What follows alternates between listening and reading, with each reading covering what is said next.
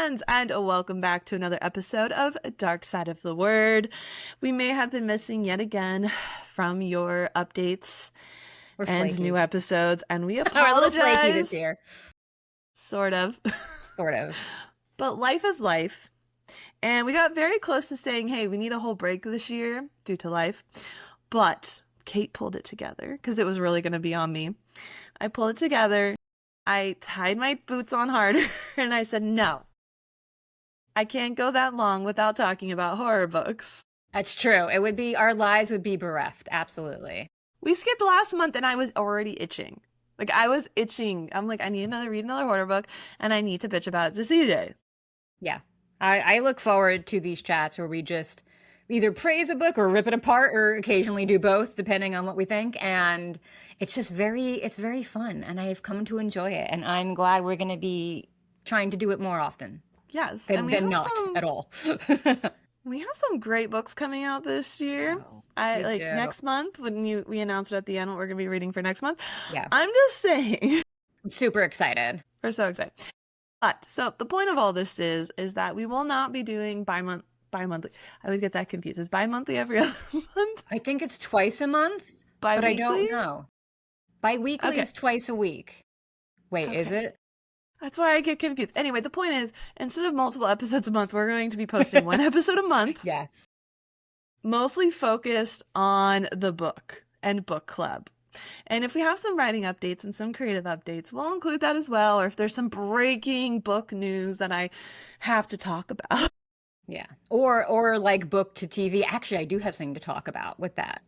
So maybe I can sneak that in. Like me talking about Project Hail Mary that I'm going to go see in like a week and a half. So I'm stoked about that. So we're going to just come here and mostly just do book club for the moment until life gets better. I mean, to be honest, I think the reason that besides like health stuff that I've been going through, I think that the reason I haven't had the energy for the podcast is I want to get back to being creative and doing my own work. Yeah. Yeah. And that's really, really what it is. And I feel like that's a cyclical thing. Like last year, I was very into my blog, especially in 24, very into blogging, very into podcasting, and I still like that. But I wasn't really so diligent in working on my manuscripts and revising my novel, and that bothered me. And this year, I am like nose to the grind. I'm enjoying it. I'm doing a lot of work, and that means other stuff has to get sacrificed for. Because you know what, everybody? No one can do it all. No matter what social media tells you, no one can do it all. And, you got to pick and choose sometimes. And right now, I think Kait and I are both picking personal creativity over some other things. I mean, not to be harsh and mean to our listeners, so please don't take this the wrong way, but it's like, I'm not here to be a podcaster. I'm here to be a creative writer and to produce art. And the podcast is kind of tiptoeing on that and taking what little spoons I had. And so I'm sorry, but you're not my priority, and I'm sorry. I'm finally reading that Girl Stop Apologizing book by Rachel Hollis that came out in 2019, and it was everywhere. Like everybody was buzzing about it. And it's very similar to like Kait, what you and I have been reading about, gratitude and affirmations and positive mindsets and what we've kind of delved into with like woo-woo stuff, just put in more of a professional kind of setting. But she talks about like having one goal. Like it's really difficult to have a bajillion goals, and it's best to focus on one. And I'm at that section right now, and I'm like, girl, I am hearing you. Because yes, if you try and divide your attention between too many things, nothing is going to work. If everything is a priority, nothing is a priority. And I feel like that's what we're trying to de-escalate now, and having our one priority and focusing on that. But the book club to me is fun and my extracurricular. Yes. Yeah, I love doing it. I absolutely love doing it. But we just need to take a little step back and do it just once a month so it doesn't overtake our other stuff. So that's it. But we'll get back to this. We will. Things will change. But we've been informed that CJ has an update now, as you've told everyone. Yes. So my social media feed has been blowing up with things about The Other Bennett Sister, the TV miniseries adaptation of the book by Janice Hadlow. I reviewed this book on my blog a few years ago, and I absolutely loved it. If you are a Janeite, you absolutely have to read this novel, historical fiction written about Mary Bennett. So like the the awkward, shy, bespectacled Bennett sister that just gets overlooked. And there's a couple different Mary Bennett books out there on the market from what I've seen, but this one's the only one I've read, but it's fantastic. And I am so excited to watch this miniseries. I am just pissed that right now it's on in the UK and maybe somewhere else in Europe, but it's not coming to the US until May. And I have to wait. So I've been watching every clip I can get about it, and it looks so good. The costuming looks good. The acting looks good. The woman playing Mary Bennett is from, I'm sure she's been in other things, but I know her from Call the Midwife. She was Sister Frances with like the round face, and she was very young. And I think she's such a great choice for Mary Bennett. So I cannot wait to see this whole thing. Already the clips look amazing. So if you're a J Knight, please be aware of this happening in the world. So where are we streaming this in the US? They say BritBox right now, and which I don't have, and I will definitely consider signing up for a month in order to watch this, but I'm hoping that it'll be bought up by Netflix or something else soon after May. If they have a free trial and you can just binge it all in one weekend. I would absolutely binge it all in one weekend. I can just see canceling all plans and staying in jammies and having tea and scones nearby and just watching this whole thing. I have heard really good things about BritBox though, especially for people like us. Yeah, so. I have too. I have a friend with a BritBox subscription. I may be like, can I sneak your password so I can see what it's like? So I feel like PBS would pick this up. I'm actually surprised they're not doing it because, like Downton Abbey and Grantchester, which is that other show I watched. There's so many Acorn TV type stuff that PBS picks up. So I'm hoping they'll do it. I somehow got on some sort of list or Instagram thing or something about all like the new shows coming on to PBS, and I was all like, "Oh, PBS, I need to be on you more." Right? There's like a passport thing for PBS. It's like $5 a month, and you can get a lot of shows on there. I haven't gotten it yet, but I looked at it, and there's a lot of nice shows on there. So, Food for thought, people. Food for thought. Food for thought. So if you like horror, but you also have like the two aesthetics where you still like all the the Downton Abbeys and Austen horror. I mean, there's Pride and Prejudice and zombies actually, but do you think there's other Regency horror out there that's not a zombie? Maybe. If not, maybe we need to fill a hole here. I know, maybe we could pen that. Maybe this is that aha moment, and in 20 years we'll be like, remember when we talked about that idea? When we're wildly successful Regency horror authors. I do feel like I'm a split personality where I'm just like all dark and hoary and very much like the main character in the book that we're going to talk about. Yes! Oh my God, yes. And then other times I'm like, I want to go in full costume and go to a tea party and like, the scones and like twirl my parasol. That is actually a great segue into talking about the book, about DollFace, because I have things to say about that. So we are talking about DollFace from Lindy Ryan. And we first have to just start up. Wow, our covers look very different in color. Mine's like the bright pink. I think it's just my lighting. Yeah, it's funny. Well, if I put it over here, is it different? I feel like it's matching my shirt. It's the lighting.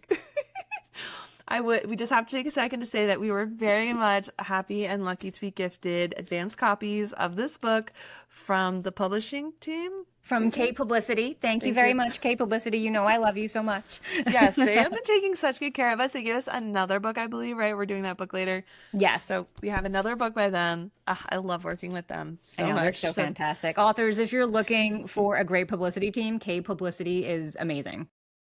They're so good that when I'm getting published, I'm considering them.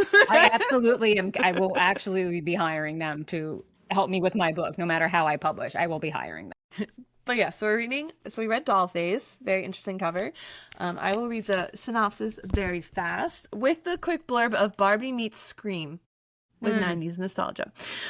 But horror author Jill has just moved to suburban New Jersey. When I read that, when I was like, suburban New Jersey, I was like, Yep, that's where I am. Hoping to fit in with the new PTA moms and maybe not weird everyone out with her final girl coffee mug. You know, make some real friends. But then a plastic face masked serial killer begins slashing their way through town, one overly made up mom at a time. The police are incredulous, the moms are indignant, and Jill is slowly wrapped up in a killer's murderous spree until she might just be the last woman standing. A delightfully murderous novel that is equal parts scathing and salacious. DollFace will win you over with its gossip, gore, one body at a time. I would just like to say, though, that I have had to keep this book face down anywhere I put it because it stares at me and it freaks me out. I mean, it's a great cover, but it scares the bejesus out of me. So I'm just going to put it now in front of me face down so she doesn't stare at me through the entire podcast. Now, I do feel like I need to just caveat a few tiny little things in here. Okay. Because we always promise to warn our readers before they get too far into this podcast and episode. An animal does die. Does it? Yes. I feel like I And should there remember is that. eye horror in it.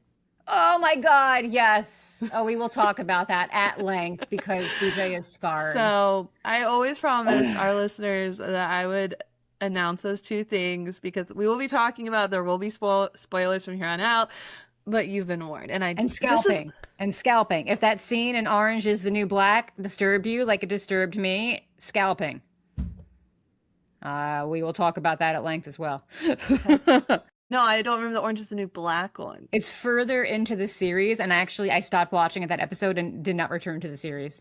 Huh, okay. It's Red gets scalped by some weirdo dude who's like a cop and like a warden, I guess. Huh. Well, Okay. We gotta keep talking about the book so I don't throw up. But also, we don't trust CJ when it comes to animal killings because she forgets multiple of them and then doesn't warn me when I go to read or watch something she suggests. Anywho's. Yeah. Anywho, my bad. Okay, my rating for DollFace. I'm breaking from my usual whole star system here because I feel it is warranted this time. Quarter, but you give half stars. I do give half stars, but I'm giving quarter stars this time. I'm breaking it into quarters because I feel that DollFace for me deserves a 2.75 star. Stars. Okay, so I have to make a confession to our listeners that only CJ knows, but I finished this book like 2 hours ago. There's life events happened, but so I have not actually. I'm sorry, no, you always finish the book like 2 hours before the podcast. What life events happened? This is typical cat behavior. I agree, but like I'm so confused. I normally finish it the day before at least. Okay. So I didn't get a chance to see CJ's rating. So I did not know your rating. Okay. I do not know your rating either. Will you tell me? So yes. Yes. So literally as I was logging in to record this, I was filling in my tracker. So drum roll please. 2.71. Man, look at that. We didn't even know. Oh, I'm so excited. This makes me so happy for some inexplicable reason. I would say that we're the same rating. We are the same rating. Okay. Yeah, I had so many feelings about this book. It is very, very mixed, and I have been super excited to talk about it with you. I just want to preface this by saying that I kept picturing you whenever Jill would talk about herself because she talked about having tons of hair and she wears black and she doesn't have pink and she feels like she doesn't fit in. She's a little bit more goth than suburban. And thankfully you were so much more compelling than Jill as a person or else we might not be friends. But the visual of Jill is you in my head. You were the star of this novel.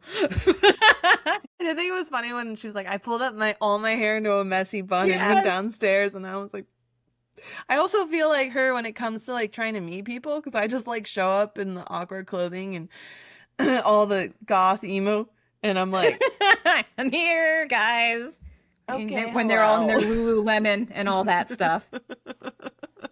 So yeah, I agree. Now I'm really happy though because I did not read the synopsis before reading this book, or if I did, it was like forever ago, so I didn't remember it. So I was very happy to see that we weren't going for a Mona Awart, right? She's the one that did Rouge. Yeah. So like a rougey, like we're being possessed by makeup or beauty vibe and all of this. Because I really didn't want to go through like the horror of getting old. Darla totally would have been a Rouge Club member. But I didn't want to go through that. Like, no. I don't know. That's not my style of horror. So I was very Yeah, it was much less beauty queen-esque than I thought it was going to be.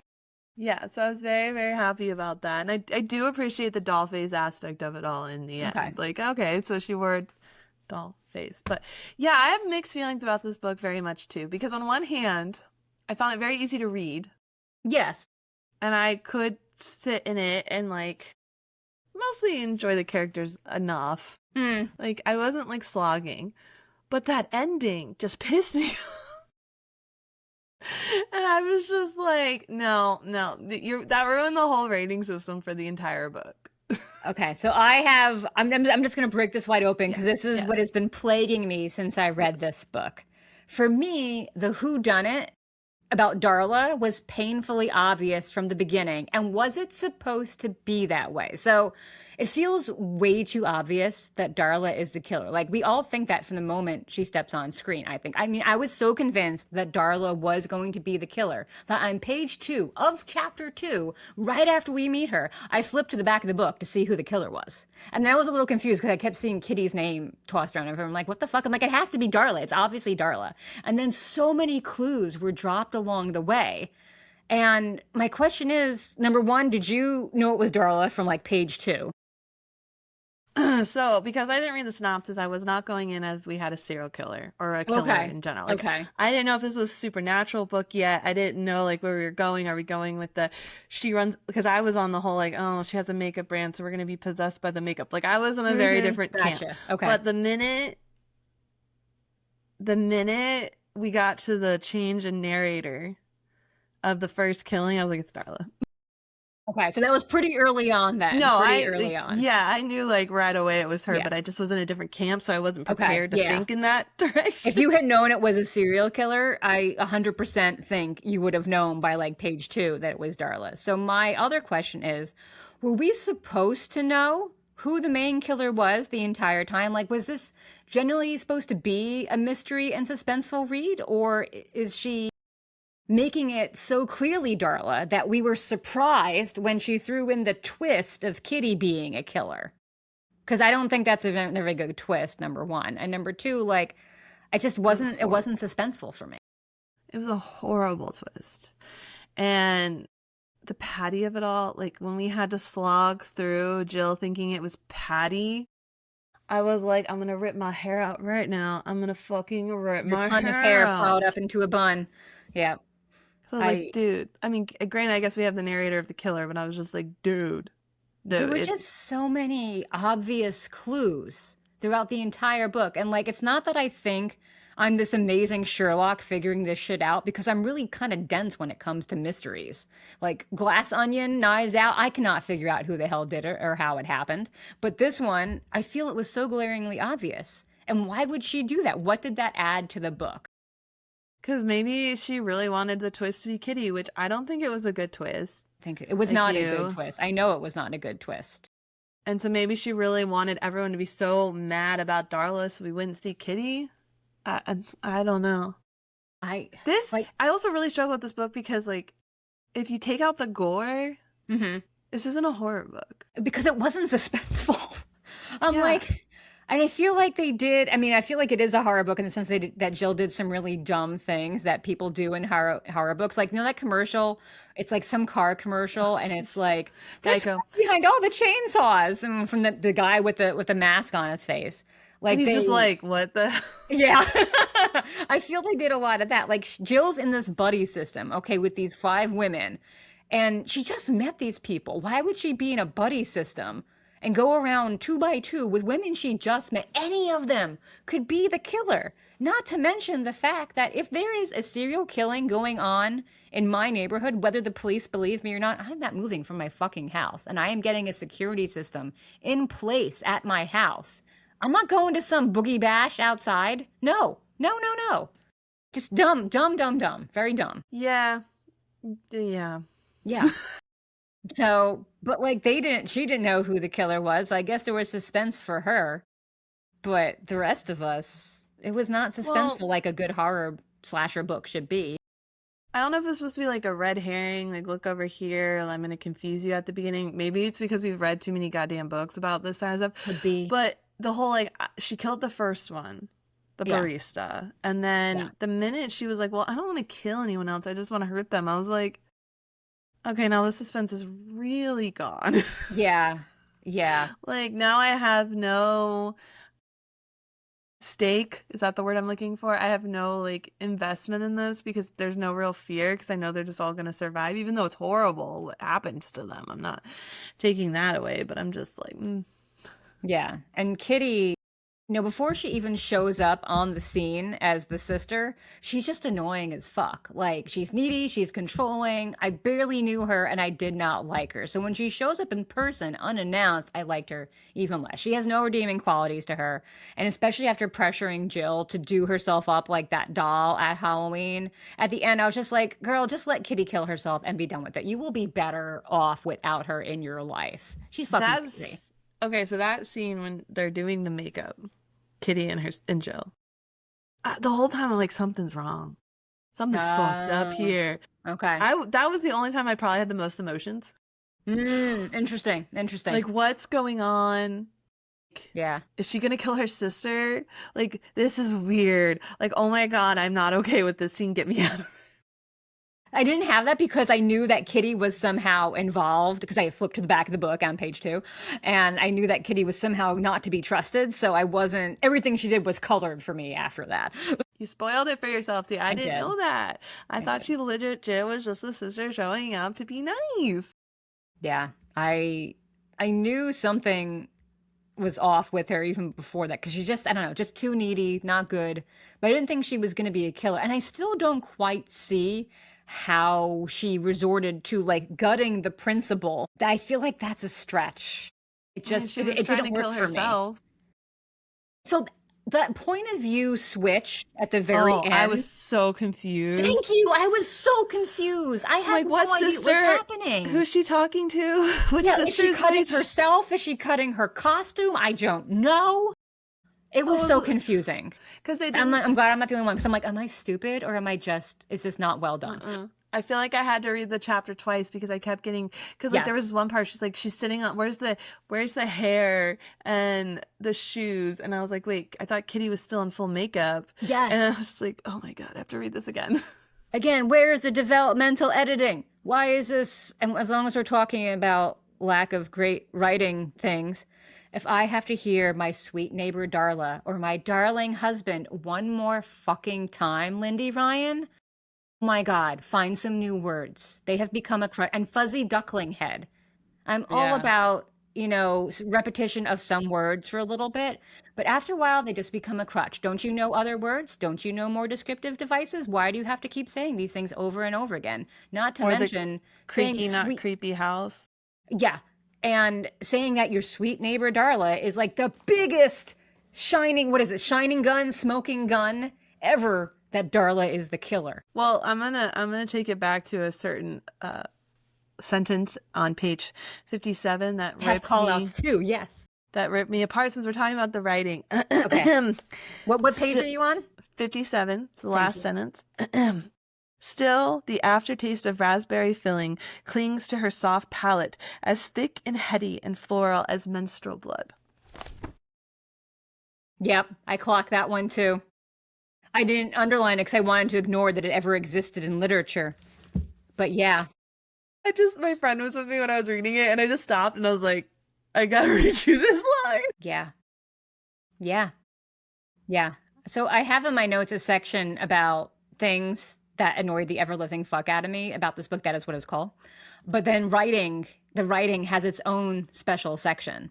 And, the way that I think my problem with this book is that I actually liked the story for the most part. A part that Darla was obviously the killer. I liked the story. I didn't care for Ryan's style of writing. The repetition of the same phrases, obviously. Her turns of phrase are weird. I found myself rereading a lot of sentences to figure out what she was saying.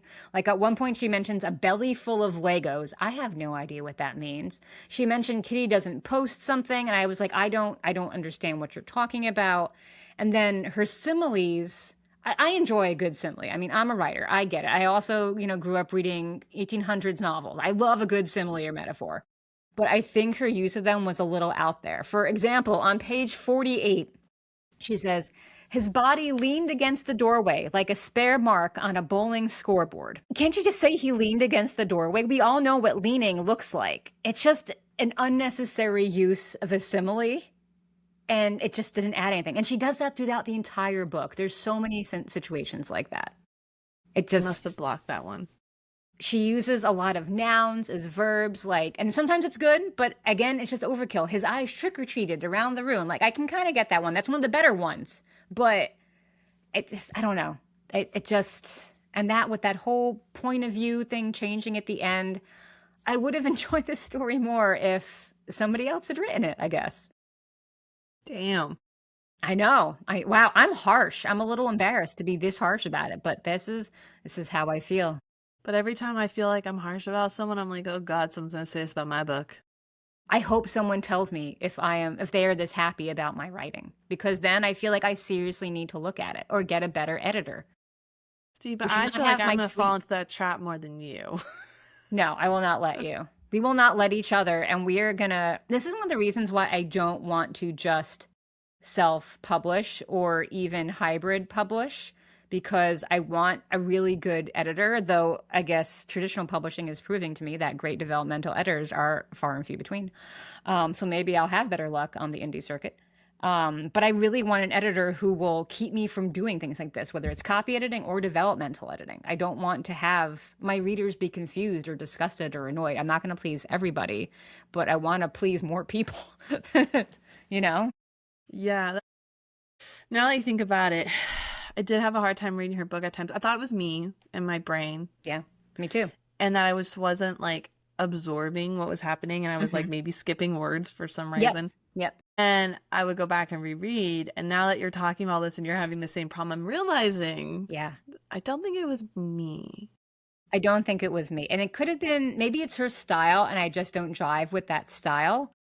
And that's perfectly a legit excuse. Other people could be like, I had no problems with it. And they're more used to that style of writing, maybe. But I am just not. And for me, it was a serious detraction for enjoying this novel. Yeah, it makes me sad because I do feel like there were a lot of good things about this book that I appreciated, of her breaking the general mold. I like that she had a really happy family. With her family and that great relationship with her husband. That wasn't a part of it. I appreciate finally, okay, good. We don't have to do that. Had a lot of sex in it, surprising. I found the sex a little odd. It just didn't fit with the rest of the vibes going on. Just a little. It was a little jarring. I like that. I appreciated a little bit of the motive behind Darla, and it being Darla in this, not that she revealed it too early and too obvious or everything, but just, so many times it's man killing women or all this stuff, and then it was her just doing it in a different way. And so I did kind of appreciate that side of it. True. Yeah. I don't know. Maybe it's overdone. I hate stories where the protagonist is a writer or editor or working in the book field, because it's just so overdone in every genre. Yeah. Yeah. But I appreciated it being the horror writer, because it's no, I know what I'm talking about. I can solve this mystery vibe. Yeah. So I liked that part. That's what I'm saying. It was an easy read most of the time, outside of the hiccups with some of the writing. I fell in. I was fine with the characters. I got the setting. I was I'm cool. I'm chill with this. But I at the end, I just closed the book and I was ugh. Yeah. Yeah. I loved, so things I did love or really all the 90s references and the New Jersey nods. I grew up in Jersey, born and raised. I went to Rutgers University for college, which is where the author is a professor, actually.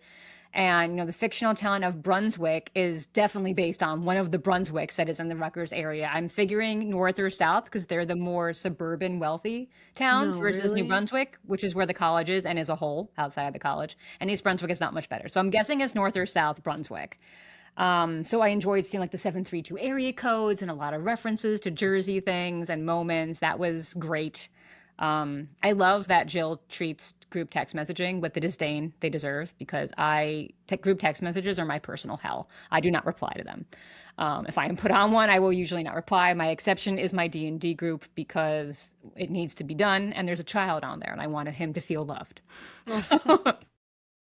And I also like that Jill hated the makeup and the serums and other beauty products. Because That feels so you.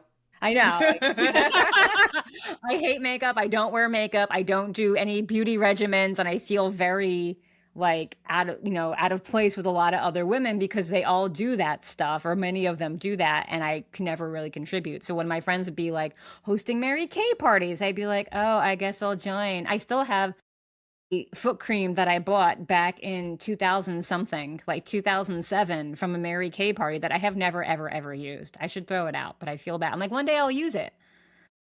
No, no, 20 years, it's 20 years old now, isn't it? Almost. Okay, that should go. That should go. No, as much as you picture me as Jill, I was picturing you. Really?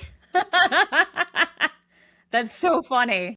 Like, if CJ ever had a kid and was doing the whole suburban life thing, this is her. Maybe. Maybe. Like who? So something I was wondering is who has time to be this kind of PTA mom these days? Like these are the PTA moms of my youth back in the 80s and early 90s, where you would do all this decorating and planning. And, these were done usually by moms who didn't work. In New Jersey nowadays, you cannot really sustain a family unless you have a double income, whether that's from two parents or one parent working numerous jobs. So how does anybody find the time to do all this and do their work? I feel like it's just not the thing that exists anymore. But Darla's husband is a neurosurgeon. I think they can afford it. I guess so, yeah. I mean, and one was a lawyer for white collar crimes. So you imagine how much she makes. That's true. Yeah, I think we're just talking about the very high the upper jobs. Echelon. Yeah. I'm surprised they afforded it. How did they afford the neighborhood? Because he's working for the government. They don't make like buku bucks. I guess her book, maybe it was back in the day when an advance got you a house. Do you remember those days, what we've heard about? I'm watching Younger and I hear about like the advances they're giving people and I'm like, that is so not real. No, you're lucky if you get like 10 grand these days for a debut like novel. $650 and I'm like, yeah, seriously. This is why the business is going under. And like they said, like, oh, I'm gonna offer someone 75. That was the lowest I think I've heard on the show. Where they're like, I'm gonna offer sold, and I'm like, that's so high. Yeah. Oh my gosh. I mean, I'll dance and scream if I get a 10K advance. Right. If I get any advance at this point, like it's nice to get any money and have someone pay to publish your book. I liked the horror trivia and the facts and stuff that Jill drops with her sister and with the PTA moms. I saw some Goodreads comments that were upset that she references things that are too mainstream, like Scream and Stephen King novels. But I get why she put them in there because this is a mainstream horror book. It's not an indie horror book. And I feel like readers would be lost for the most part if she referenced books like House of Leaves or movies like His House or The Orphanage. They're not going to know those, but everybody knows Scream, even if they haven't seen it, Yeah, I didn't get all the references. Oh, okay. I got most of them. Gail Weathers had me perplexed, and it took me till the end of the book to realize that is, what's her face's Courtney Cox's character in Scream. Yeah, see, because I haven't seen. I don't do horror movies. I do horror books. But so, like, I haven't seen Scream. Which, fun fact for those: the Gainesville Ripper is the inspiration for Scream. Yeah. So, like, I mean, I got all the. Like The Conjuring and Annabelle, like I got those. Yeah. I mean, I have seen, was it Jason and Freddy Krueger? Like I've seen those movies, but it was a really long time ago, so I didn't remember half the references. I actually haven't seen those because I don't like the serial killer type movies where they're stalking people. It freaks me out. Can't handle that. Just ghosts. Yeah, my dad had them on. That's a comforting childhood right there. Probably seen Halloween way too young. Let's just be honest. Wow. Okay. Yeah. This is why I am who I am. Well, speaking of disturbing things, do we want to move to ocular trauma? Yeah, okay. So I am going to say that something that I loved is that the minute we got into that ice cream social and Darla unveils the vintage gelato scoop, the first thing that popped in my head was, please, please let the murder weapon be an ice cream scoop. Just please make it that, and this will be fantastic. And I was super excited when the doll woman just brandished the ice cream scoop. I was less excited when she enucleated that woman with it. That is a new word for me. I did not know what that meant. What did you think she was going to scoop? I thought she was going to bludgeon her to death with it. She's not killing them. We didn't know that at that time. That was like the first wasn't that the first like she tried to kill the woman she stabbed with scissors through her head. Yeah, and she didn't try to kill her. She made it very clear that it was, that's why she like stopped. Because she does this whole thing about how, like, I'm not going to go so far in because I want her to survive and I'm going to boot perfectly. Oh, I didn't realize that. Okay. But still, I thought she was just gonna bludgeon her with the ice cream scoop. And I'm like, that's great. That's a death I can be there for. But then she scooped out the eye, and I couldn't read the rest of that passage. That and the sanding with the sandblaster scalping, I couldn't read that. I couldn't read those sections. I had to skip over them. So you know what she did to the eye? I do. I looked up what enucleated meant. But the part where she squeezes it. I don't need to know. I can live my life without knowing that. That's why I can live my life without knowing. Please don't tell me, dear Lord. I don't need to know. But she only did one eye, correct? Yes, one eye, because somehow that woman was back at a PTA party planning meeting the week after. And I'm like, and I remember Jill said that, I think Kellen was her name, was glaring at her. I'm like, with her one good eye, that's a cheap shot, Jill. My God, give the woman a pass. With her patch on. And I'm like, that was, I would never have come out of my house after that. The minute I saw the ice cream scoop, I was like, yep, we're doing it. I didn't see that coming. I really didn't see that coming. I applaud your wisdom for seeing that coming, because it was a total surprise. You don't think about that every time you look at an ice cream scoop? Now I do. Now I absolutely do. And I am traumatized by the scalping and the eyes. Oh my God. Just join the I'm scarred by ice creams team. Join me. Oh my God. Well done, Lindy Ryan. Well done. I may not like some other things you did, but that was a brilliant step, and original and unique. And it made me want to throw up in the best possible way. Thank you. I'm going to 100% give her all the stars for this. She has a pretense for writing horror, blood and gore. And okay. Like, so this is a calm novel for her? No, I'm just saying in this book, like, she has a knack of that. Yeah. Like, I was kind of impressed when she was writing the actual, like, gross scenes. I'm sure I would have been as well if I could manage to read them without throwing up. But yes, it was good. Like, it was definitely experimental and different and descriptive. But like, I didn't get the prologue with it at all. Like, I was trying to follow that prologue along about her mom and doing stitches. Were they real stitches? Throughout the whole book. Were they lipstick stitches? I was very confused about that as well. Yeah. I was very lost by the prologue, and then she references it back when like Kitty and her are fighting, and I'm just and I was confused lost. As well. Help. I feel like we could have lost the prologue and the very end with Kitty and from the book and been totally fine. And if we didn't make Darla so obvious. Yeah. And just maybe Jill just doesn't like makeup because of something else. Like maybe not a weird, but maybe her mother forced her into makeup or something. She's a beauty pageant queen. I don't know. I feel like we could have still had the mom part, but it could have been littered throughout the book as kind of like I don't have, and then you're like, why don't you like makeup? You know how like the reveal of it all, leave it more of a mystery than just being like so clear cut of like, this is why I don't like makeup. Yeah. And I would have maybe enjoyed it a lot more because the Kitty stuff just felt tacked on. I mean, I don't mind if she had been like, okay, I have a sister I like to talk to, and then just left it at that, you know, and like she was just a totally cool ancillary character that, you know, we talk and discuss the events of what's happening with. But yes, a bird is killed. How do you not remember this? Oh, that's right. Because I don't count birds as animals, apparently. No, I do. And then you find out it actually like was drowned. That one hurt. Yeah, that's awful. That's awful. That Kitty deserves to die for that because that is just harsh. Like I was okay at first because I was like, okay, accident. still really sucks, but then you Yeah. find out the end. Yeah, that I don't do well with just can we leave the fucking animals out of it? Leave the animals alone, let them live because they're fluffy and cute and we love them. They didn't ask for it. Though I'm sure my dog right now is thinking that I'm murdering him because he's in puppy jail on the back porch. Well, when your butt is exploding.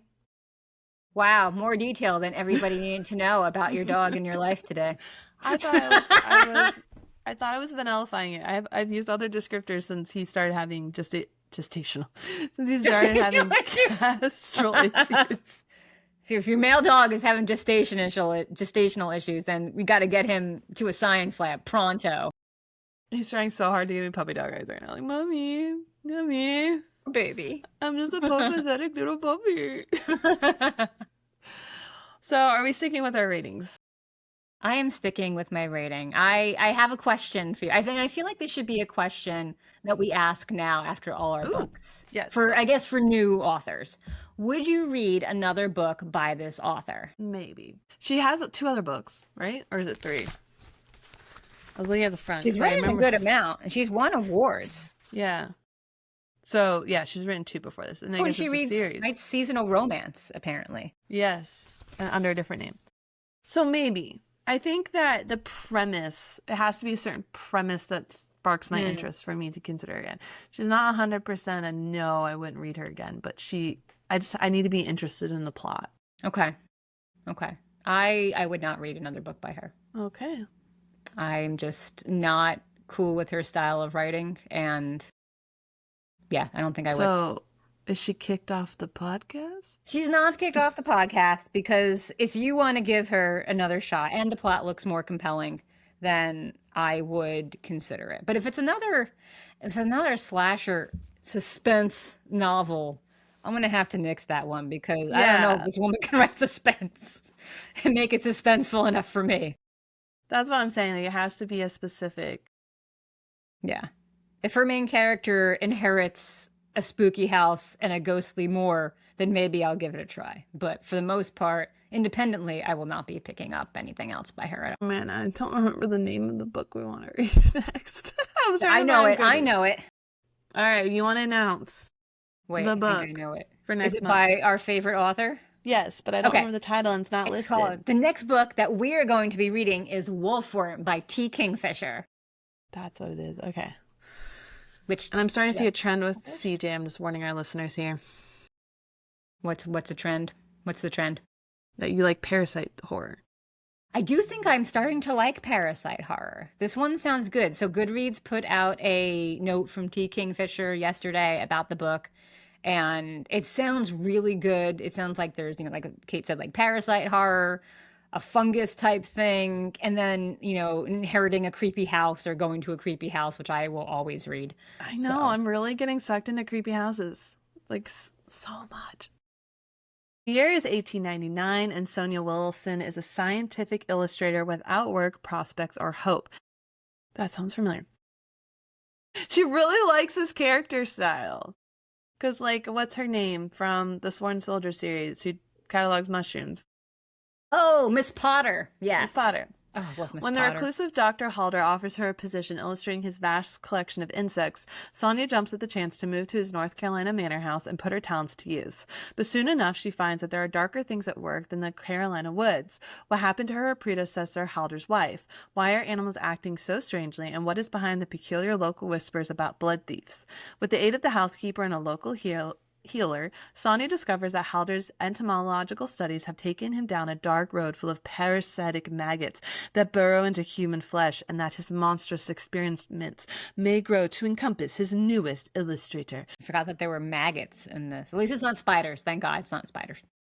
Well, speaking of spiders, for those that do not know and have not paid attention to the news, we can now add zombies to our bingo card of the dumpster fire that we are having in this year, because in Northern Ireland, they have found a fungus that turns spiders into zombies. You're fucking with me. No, I'm not. I mean, don't send me the link to the article to prove that it's real, but you got to be fucking with me. So what does it do? It resurrects them? See, I couldn't read the article too much. Was this a planned experiment, or was this an accidental? No, they found it in a cave. They found Of this course in a they cave. did. Of course they found it in a cave. Yeah. Where was this again? Scotland? Northern Ireland. Northern Ireland, where I can never go, apparently, now. Well, we don't go to Northern Ireland anyway because Oh, it doesn't, that's the you know, dangerous one, right? we That the just cranberries sing about. we don't accept their removal from the true Ireland. And until They're the they are ones brought that back into bomb the people. fold, Okay.